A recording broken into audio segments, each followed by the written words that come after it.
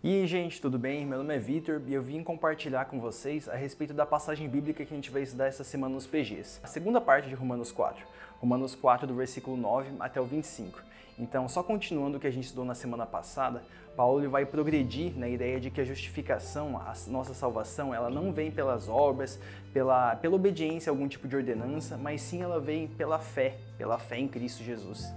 E Paulo, ele segue nessa ideia principalmente para os judeus, assim, sabe? Porque os judeus, como eles eram um povo escolhido de Deus e eles receberam a lei mosaica, eles podiam pensar que através do cumprimento dessas leis, eles poderiam merecer de alguma forma a salvação. E Paulo afirma que não, que a salvação de todos vem exclusivamente pela fé, inclusive a salvação do pai da fé, do pai da nação judaica, que é Abraão.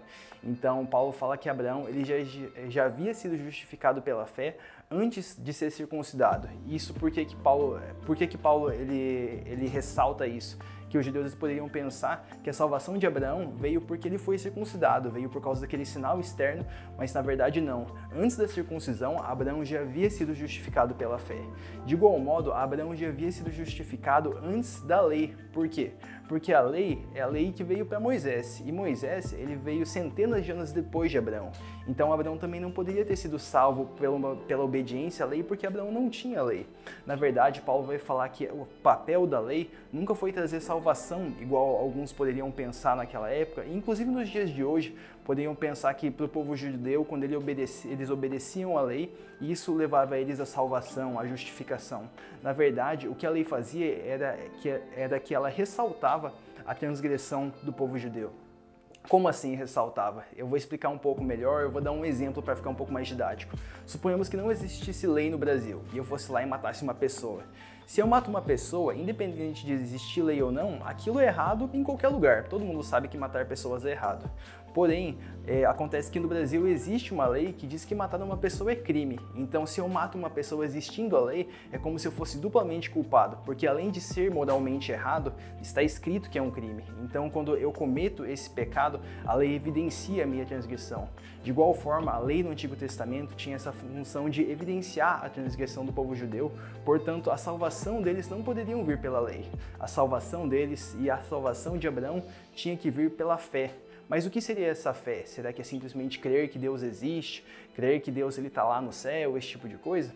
Na verdade não, Paulo vai explicar que no caso de Abraão, mas também no nosso caso, a fé que nós precisamos ter é fé nas palavras de Deus. Então no caso de Abraão, Deus havia prometido a Abraão que ele teria um filho e que desse filho ele seria um pai de uma grande nação, de uma grande multidão.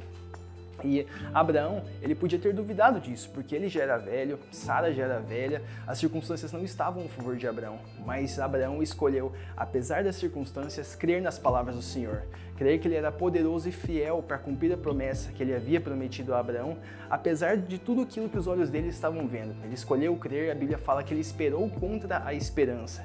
E foi isso que justificou Abraão, foi a fé nas palavras do Senhor, a fé de que ele era fiel para cumprir as suas promessas. E de igual modo, nós, nos dias de hoje, também somos salvos através da fé nas palavras do Senhor. Então, no nosso caso, nós cremos que o Filho de Deus morreu e ressuscitou por nós para a expiação dos nossos pecados. E que quando nós depositamos a nossa fé no Evangelho, nós somos justificados, nós somos considerados justos diante de Deus. E apesar de que, olhando as nossas circunstâncias, nós continuemos muitas vezes pecando em um mundo cheio de pecado e podridão, ainda assim nós escolhemos crer que a nossa justificação veio pela morte e ressurreição de Cristo. Então, apesar de parecer improvável para nós, nós depositamos a nossa fé na palavra de Deus. E é isso que nos justifica até os dias de hoje.